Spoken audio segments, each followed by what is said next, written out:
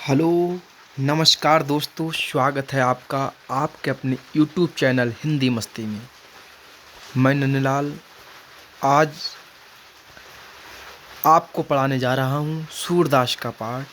बहुत ही सुंदर सूरदास जी ने पद लिखे हैं, उन्हीं को हम पढ़ेंगे और उनका अर्थ जानेंगे। सबसे पहले सूरदास जी का संक्षिप्त परिचय पर नज़र डाल लेते हैं कि इनका जन्म सन 1478 ईस्वी में जन्म स्थान रुनकता में हुआ था। इनके पिता का नाम रामदास सारस्वत थे और इनकी मृत्यु सन 1583 ईस्वी में हुई थी। इनकी भाषा थी ब्रज शैली, मुक्तक शैली के गेय पद, अष्टछाप एवं भक्तिकाल के कवि। रचनाएं सूरसागर, साहित्य लहरी, सूर सारावली। साहित्य में स्थान कृष्ण भक्ति कवियों में सर्वोच्च स्थान तथा बात्सल रस की पुरोधा हैं। और इनकी जो रचनाएं हैं सूर सागर, साहित्य लहरी, सूर सारावली, ये बहुत ही पूछी जाती हैं, बार बार पूछी जाती हैं कविता में। इसलिए आप लोग इनको ज़्यादा से ज़्यादा ध्यान दें और विस्तार से अगर आपको जीवन परिचय पढ़ना है तो आप हमारी वीडियो को पॉज करके देख सकते हैं। चलिए अब हम इनके पदों पर चलते हैं। इनका पहला पद है, चरण कमल बन दो हरि राई, जाकी कृपा पंगु गिर लंघै, अंधे को सब कछु दरसाई, बहेरो सुनै गूंग पुनि बोले, रंक चले सिर छत्र धराई, सूरदास स्वामी करुणामय, वार वार बंदों तेह पाई। सबसे पहले हम इसका संदर्भ कैसे लिखेंगे। प्रस्तुत पद्यांश हमारी पाठ्यपुस्तक हिंदी काव्य संकलन में सूरदास द्वारा रचित सूरसागर के सूरदास के पद से लिया गया है। इसके रचयिता सूरदास जी हैं।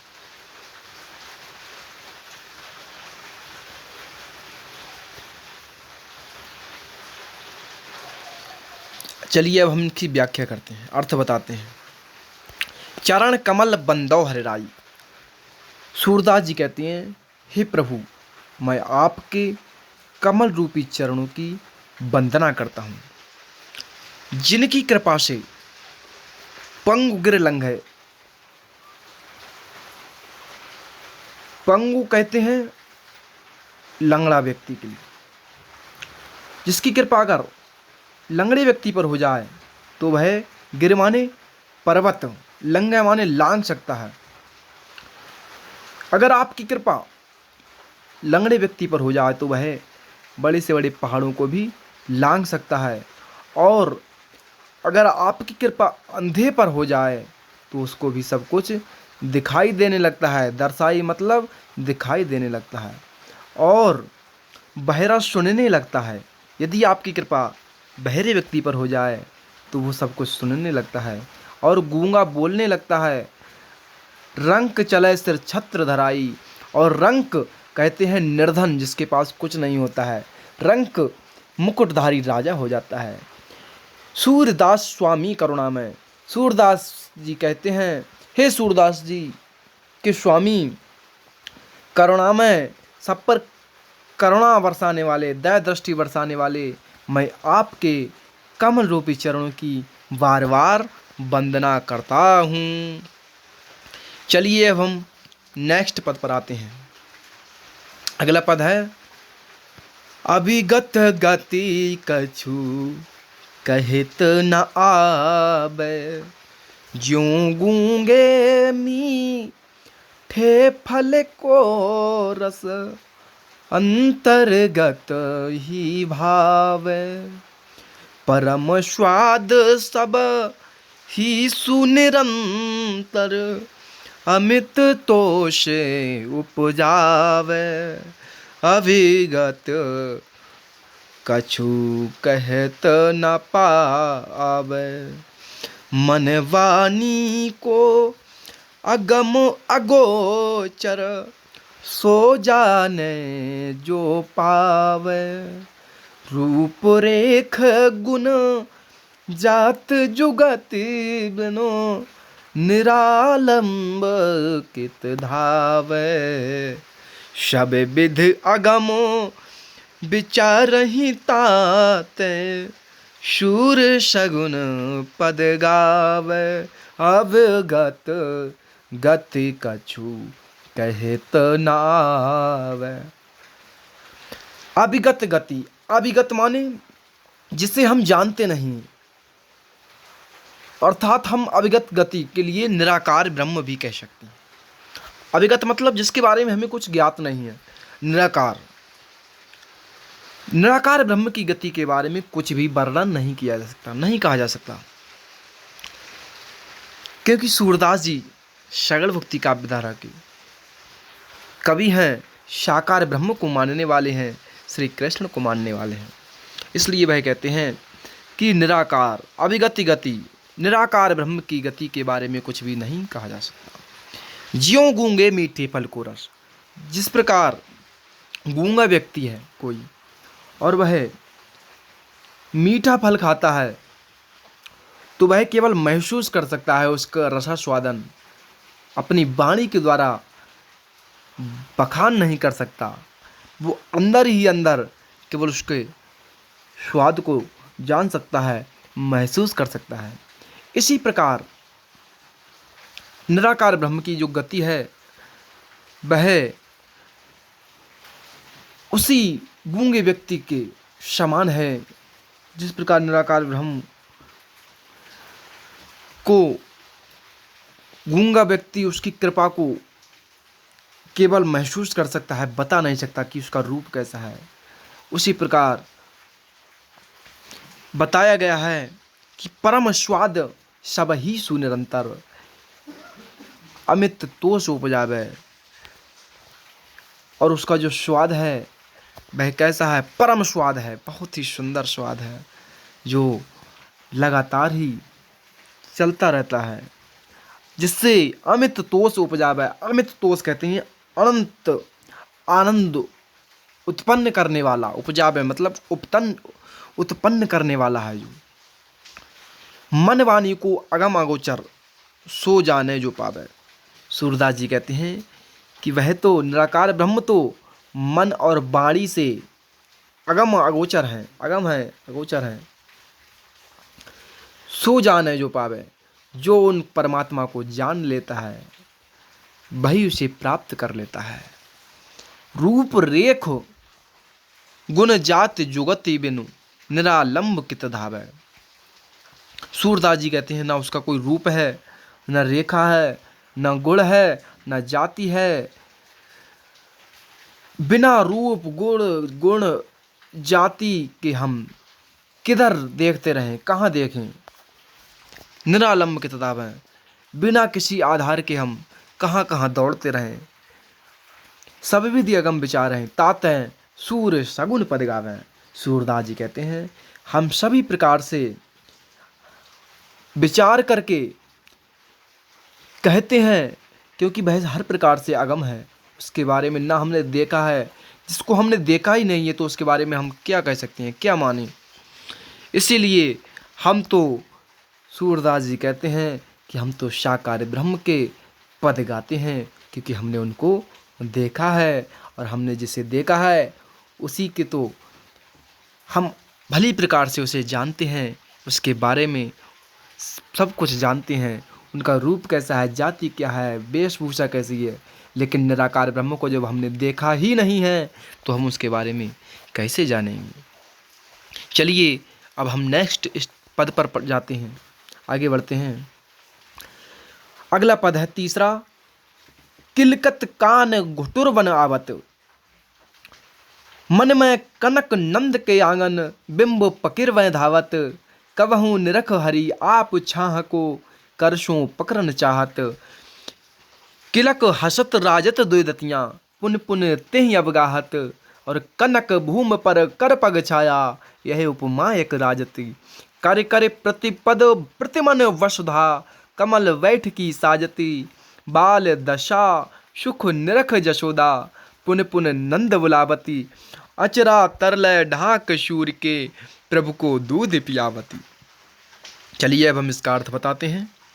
किलकत कान घुटुर बनावत, यहाँ पर श्री कृष्ण की बालकपन का बहुत ही सुंदर वर्णन हमारे सूरदास जी ने किया है।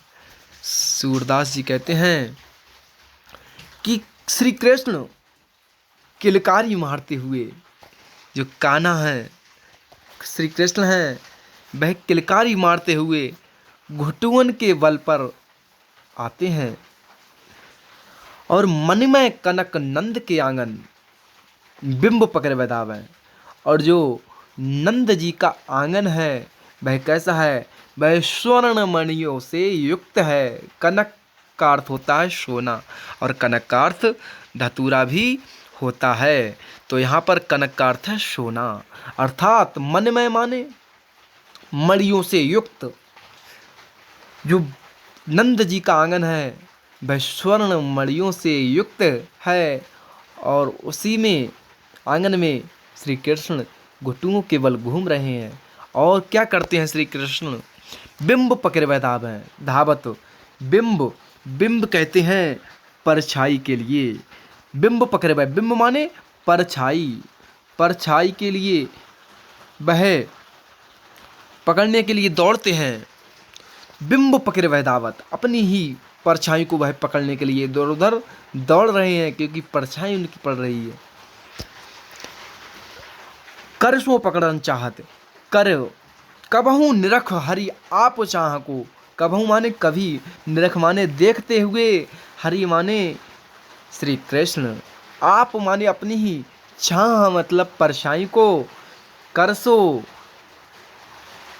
करी माने हाथ, सो माने से, पकड़न माने पकड़ना, चाहत माने चाहते हैं। कभी श्री कृष्ण जी अपने ही हाथों से अपनी परछाई को पकड़ना चाहते हैं। उसके बाद लिखा है सूरदास जी ने कि किलक हसत राजत द्विदतियाँ। किलक हसत, जब श्री कृष्ण जी किलकारी मारते हुए हंसते हैं तो उनके आगे के जो दो दांत हैं वह बहुत ही सुंदर लगती हैं। राजत द्विदतियाँ, बहुत ही सुंदर दिखाई देते हैं। वह चांदी के समान सुंदर दिखाई देती हैं। रजत, राजत का अर्थ यहाँ से हम चांदी ले सकते हैं। चांदी, रजत मतलब चांदी। वह चांदी के समान उनके दो दांत हैं, वह दिखाते हैं। और पुण्य पुण्य ते ही अवगाहत, बार बार उनके लिए वह दिखाते हैं। कनक भूमि पर कर पग छाया, यह उपमा एक राजती। कनक भूमि पर, स्वर्ण भूमि पर उनके जो हाथ की, कर कहते हैं हाथ के लिए, कर माने हाथ और पग माने पैर। तो उनके जो कर और पग की जो छाया है, परछाई है जो, वह एक उपमा के समान है। यह उपमा एक राजत, वह एक उपमा के समान उपमा की जा रही है। बहुत ही सुंदर किससे उपमा की गई है उसकी? उनके हाथ और पैर की छाया की। कि कर कर प्रतिपद प्रतिमन वसुधा, कमल बैठ की साजद। कर कर माने, कर कर प्रतिपद का अर्थ है यहाँ पर जो आंगन है स्वर्ण से युक्त, जो मड़ियाँ हैं वह प्रत्येक पद पर, प्रत्येक मणि जो पृथ्वी है वह कमल का आसन उसने श्री कृष्ण को बैठाने के लिए सजा दिया हो। प्रत्येक पद पर श्री कृष्ण के प्रत्येक हाथ और पैरों के पद पर वसुधा ने, वसुधा कहते हैं पृथ्वी के लिए, तो पृथ्वी ने प्रत्येक मणियों से, अपनी प्रत्येक स्वर्ण मणियों से श्री कृष्ण के पैर और हाथों को बैठने के लिए कमल रूपी आसन सजा दिया हो। बाल दशा सुख निरख जसोदा, पुण्य पुण्य नंद बुलावती। बाल दशा, श्री कृष्ण की जो बाल रूपी दशा है, जो वह शिशु अवस्था में है, तो उसको देख करके, निरख ही माने होता है देखना, उसे देख करके जसोदा मैया जो होती हैं, जो श्री कृष्ण की माँ है, वह क्या करती हैं, पुण्य पुण्य नंद बुलावत। पुण्य पुण्य माने बार बार, वह बार बार श्री कृष्ण को बुलाती हैं, बार बार श्री कृष्ण को दिखाने के लिए नंद जी को बुलाती हैं। और अचरा तरले ढाक सूर के प्रभु को दूध पियावत, और वह अपने आंचल के नीचे ढाक कर सूर के प्रभु अर्थात श्री कृष्ण सूरदास के स्वामी, और सूरदास के स्वामी ही नहीं बल्कि वह तो सभी के स्वामी हैं, और उनके लिए अपने आंचल में ढाक करके और श्री कृष्ण को दूध पिलाती हैं। चलिए अब हम अगले पद पर जाते हैं। अगला है कि मैं अपनी सब गाय चरे हूँ, प्रात होत बल कह संग जय हों, तेरे कहे न रहे हों।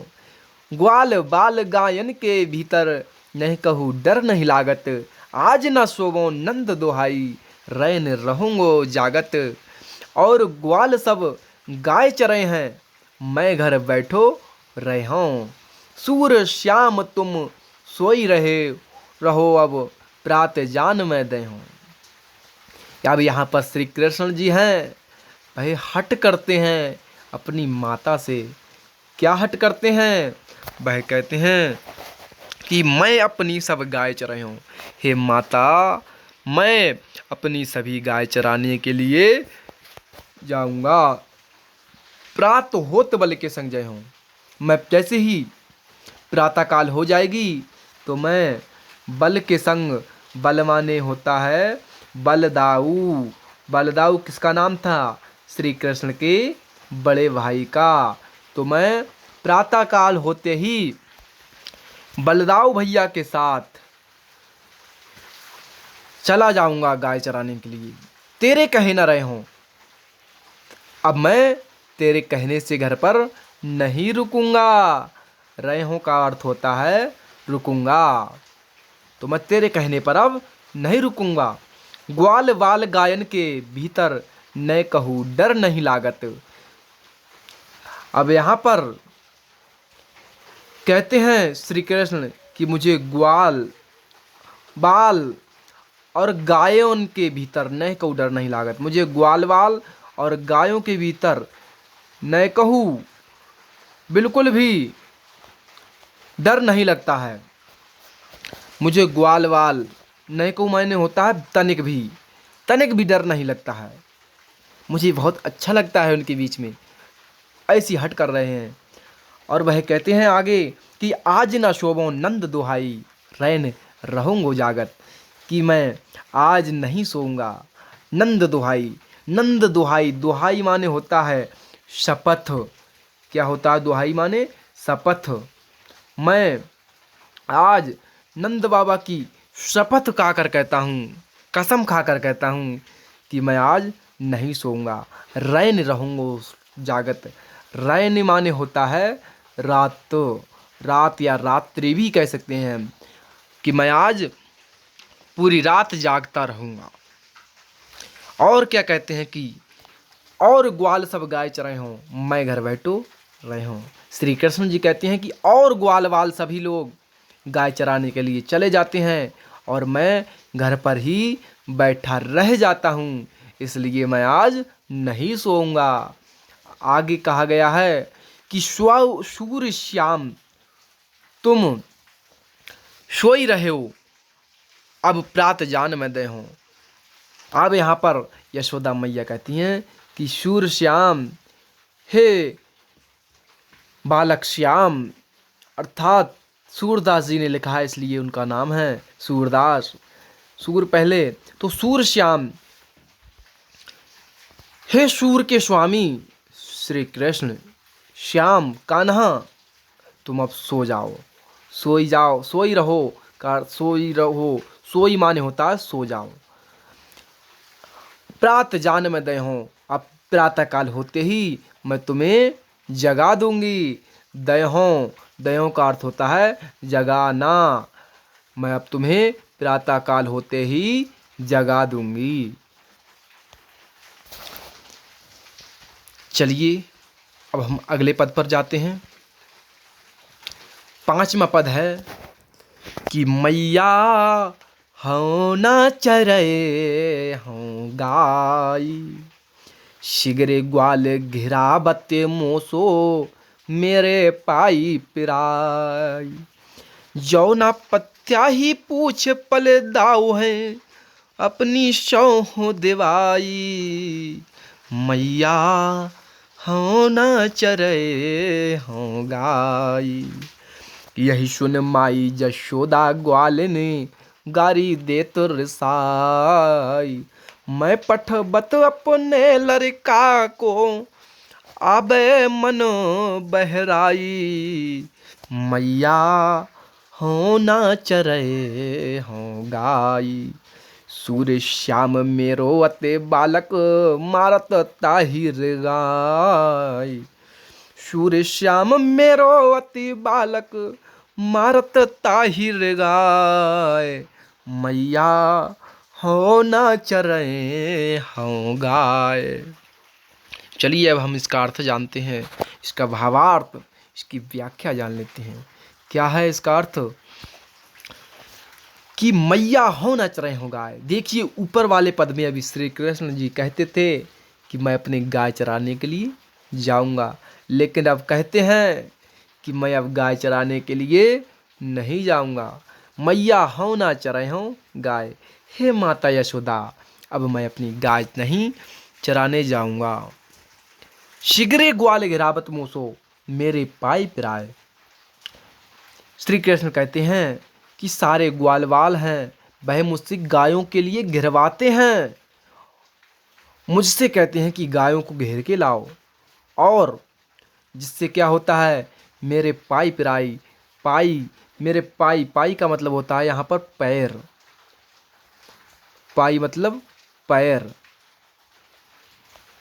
मेरे पैर जो हैं वह दुखने लगते हैं, मेरे पैर दुखने लगते हैं। पिराई मतलब दुखने लगते हैं, मेरे पैर दुखने लगते हैं, दर्द होने लगता है उनमें। और जौना पत्या ही पूछ पल बलदाऊ है अपनी शहू दिवाई। आगे श्री कृष्ण कहते हैं कि अगर तुम्हें मेरी बातों पर विश्वास नहीं है तो तुम जाकर के बलदाऊ भैया से पूछ लो, और ऐसे ही मत पूछना, अपनी सौह दिवाई, अपनी सौगंध, सौह माने सौगंध या शपथ भी जिसे हम बोलते हैं, तुम अपनी शपथ दिला करके बलदाऊ भैया से पूछ लो अगर तुम्हें मेरी बात पर विश्वास नहीं है तो। आगे कहते हैं यह सुन माई जसोदा ग्वालिन गारी देत रसाए। श्री कृष्ण के मुख से ऐसी बातें सुन करके माता यशोदा ग्वालों के लिए, ग्वाल वालों के लिए गाली देती हुई, गाली देने लगती हैं। गारी देत रसाई, गुस्सा होकर के उन्हें गाली देती हैं और कहती हैं कि मैं पठवत अपने लड़का को आबे मन बहराई। वह कहते हैं कि क्या मैं अपने लड़के को इसीलिए भेजती हूँ तुम्हारे साथ कि वह मन बहला करके चला आता है, उसे इसलिए थोड़ी भेजती हूँ कि तुम उसे इतनी मेहनत करवाओ कि उसके पैर भी दुखने लगते हैं। सूर्य श्याम मेरो अति बालक मारत ताहि रंगाए।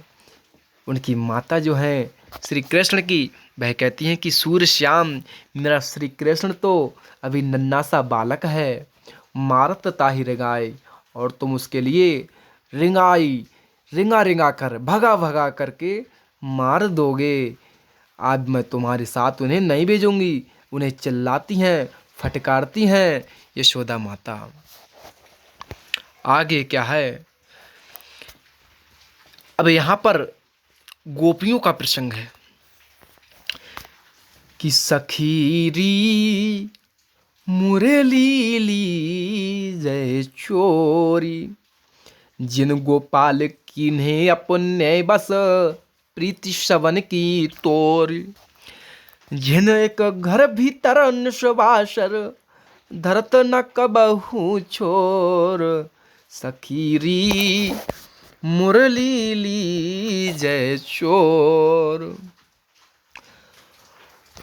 कबहू कर कबहू अधरन कट, कबहू घोषत जोर, कबहू कट कबहू घोषत अधरन कट, कबहू घोषत जोर, सखीरी मुरली लीजिए चोर। अब यहाँ पर एक गोपी दूसरी गोपी से कहती है, हे सखी, हे सहेली, अब हमें श्री कृष्ण की मुरली को चुराना होगा। चोर मतलब चोरी करनी होगी, चुराना होगा।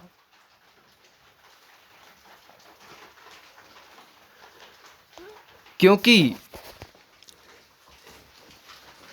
जिन गोपाल की ने बस, जिसने गोपाल श्री कृष्ण को क्या कर लिया है, अपने बस में कर लिया है, और श्री कृष्ण ने सभी से प्रीत, प्रीत कहते हैं प्रेम के लिए, प्रेम श्री कृष्ण ने सभी से तोड़ दिया है। जिन एक घर भीतर निस्वासा धरत न कबहू छोर, वह इस मुरली के लिए एक क्षण भी घर के भीतर नहीं रखते हैं। निस्वासर, निसी माने रात्रि, निस माने रात्रि और बासर माने दिन, तो वह रात और दिन अपने साथ ही रखते हैं, घर के भीतर बिल्कुल भी नहीं रखते हैं। धरत न कबहू छोर, वह बिल्कुल भी उसे नहीं छोड़ते हैं। कबहू कर कबहू अधरन कट, कबहू घोषत खोसत जोरी। गोपियाँ कहती हैं कि कभी तो वह हाथ में ले लेते हैं अपने, कर माने हाथ, कर माने क्या होता है, हाथ।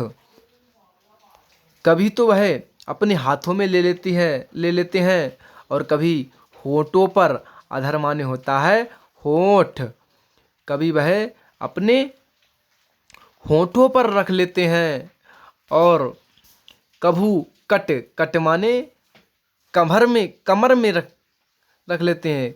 कबहू घोषत खोसत जोर, कभी वह अपनी कमर में रख लेते हैं। कट में, कटी माने होता है कमर, कमर में अपनी रख लेते हैं। आगे कहती हैं, ना जानो कछु मेल मोहनी, राखे अंग अंग भोर, सूरदास प्रभु को मन सजनी, बंध्यो राग की डोर।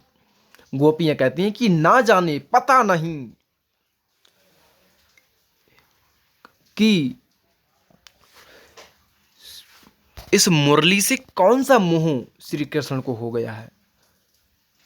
राखी अंग अंग भोर, वह अपने प्रत्येक अंगों में इसे पकड़कर रखते हैं इधर उधर।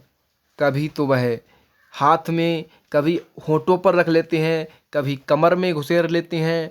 इस प्रकार वह पता नहीं चलता श्री कृष्ण को इससे कौन सा मोह हो गया है।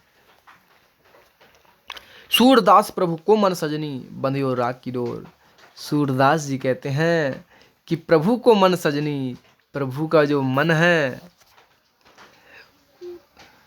प्रभु को मन सजनी बंधियो राग की डोर, वह तो प्रेम की प्रेम रूपी राग की डोरी में बंध गया है। इसलिए परमात्मा के लिए उससे ज़्यादा अधिक लगाव हो गया है, प्रेम रूपी राग की डोर से बंध गया है उनका मन। चलिए अब हम अगले पद पर चलते हैं। अगला पद है,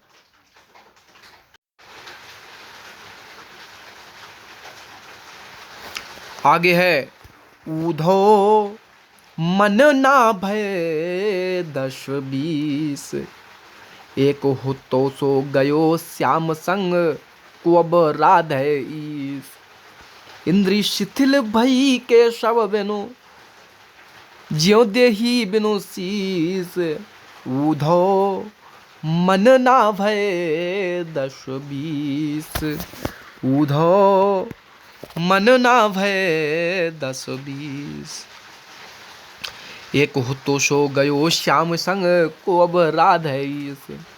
इंद्री शिथिल बई के शव बिनु ज्यों देही बिनु शीस, आशा लाग रहत तन श्वासा जीवहि कोटि बसरीस।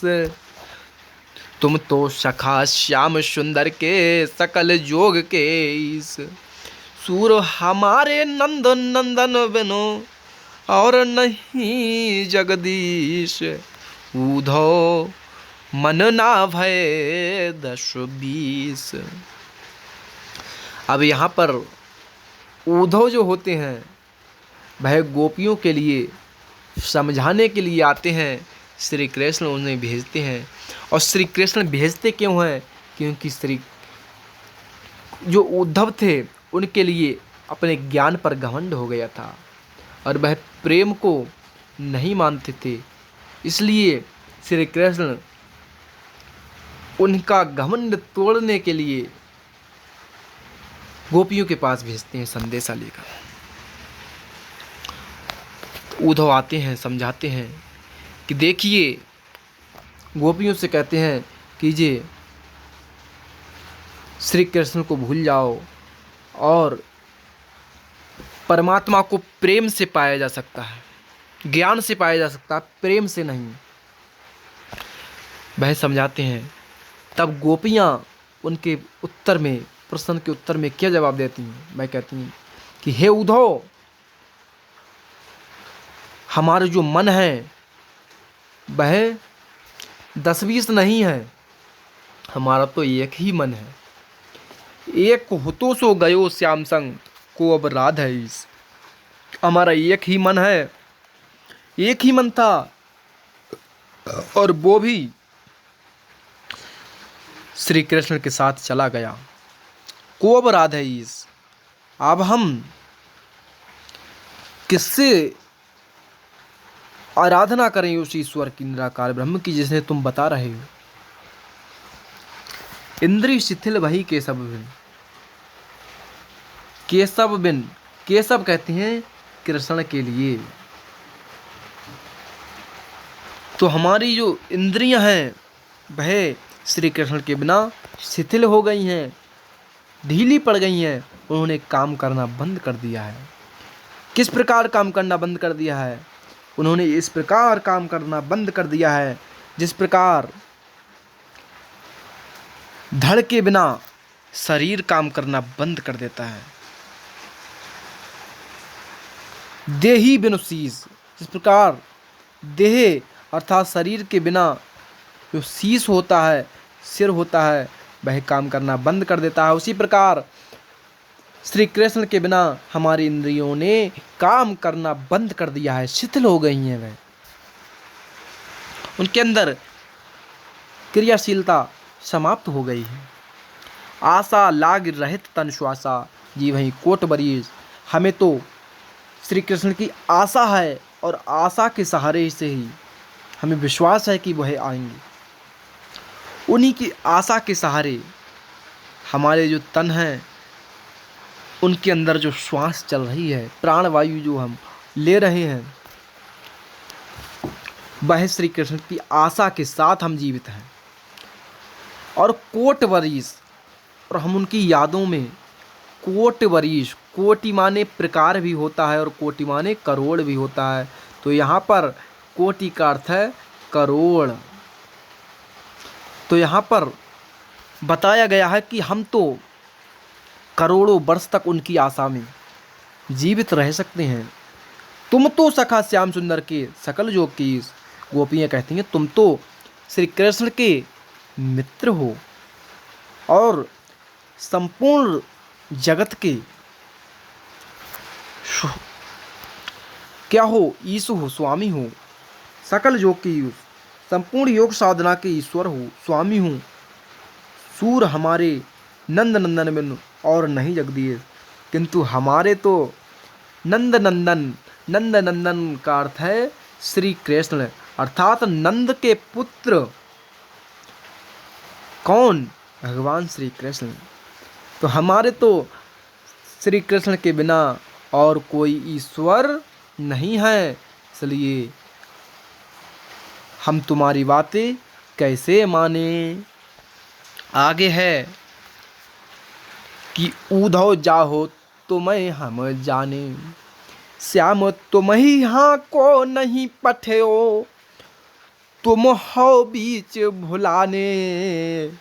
ऊधव जाहो तुम ही हम जाने, ब्रज नारिनी सो जोग कहत हो, बात कहत ना लजाने। बड़े लोग न विवेक तुम्हारे, ऐसे भय अयाने। ऊधो जाओ हो तुम ही हम जाने, हम सो कही ले हम सह के, जी गुण लेहु सयाने। कहे अबला कहे दशा दिगंबर, मस्ट करो पहचाने। साच कहो तुमको अपनी सो, बूझत बात निदाने। ऊधो जाहो तुम्हें हम जाने, सूर्य श्याम सब तुम ही पठायो, तब न कहू मुस्काने। सूर्य श्याम जब तुम ही पठायो, तब न कहू मुस्काने। ऊधो जाहो तुम ही हम जाने। अब यहाँ पर जो गोपियाँ हैं वह क्या कहती हैं? ऊधो जाहो तुम ही हम जाने, कि हे ऊधो चले जाओ, हम तुम्हें पहचान गए, जान गए। श्याम तुम ही यहाँ को नहीं पठयो, तुम हो बीच भुलाने। अब गोपियाँ कहती हैं कि श्याम ने, श्री कृष्ण ने तुम्हें यहाँ पर नहीं भेजा है। पठियों का अर्थ होता है भेजना। तो श्री कृष्ण ने तुम्हें यहाँ नहीं भेजा है, बल्कि तुम तो रास्ता भटक गए हो बीच में से, इसलिए भूल गए हो, इसलिए तुम यहाँ पर चले आए हो। ब्रज नारिन सो जोग कहत हो, बात कहत न लजाने। अब गोपियाँ कहती हैं कि ब्रज नारियों से, ब्रज की गोपियों से तुम योग साधना की बात करते हो, तुम्हें यह बात कहने में लज्जा नहीं आती है, तनिक भी शर्म नहीं आती है? तुम्हें ऐसी बातें नहीं करनी चाहिए योग साधना की। बड़े लोग ना विवेक तुम्हारे, ऐसे भय यानी वह कहती हैं कि तुम्हारे अंदर विवेक बुद्धि कुछ भी नहीं बची क्या? तुम्हारा जो विवेक है वह कहाँ चला गया? ऐसे भय यानी तुम ऐसे मूर्ख हो गए हो, ऐसे अज्ञानी हो गए हो। यहाँ पर अयाने का अर्थ अज्ञानी से कह सकते हैं। यानी अज्ञानी अर्थात तुम अज्ञानी हो गए हो जो तुम योग साधना की बातें करते हो।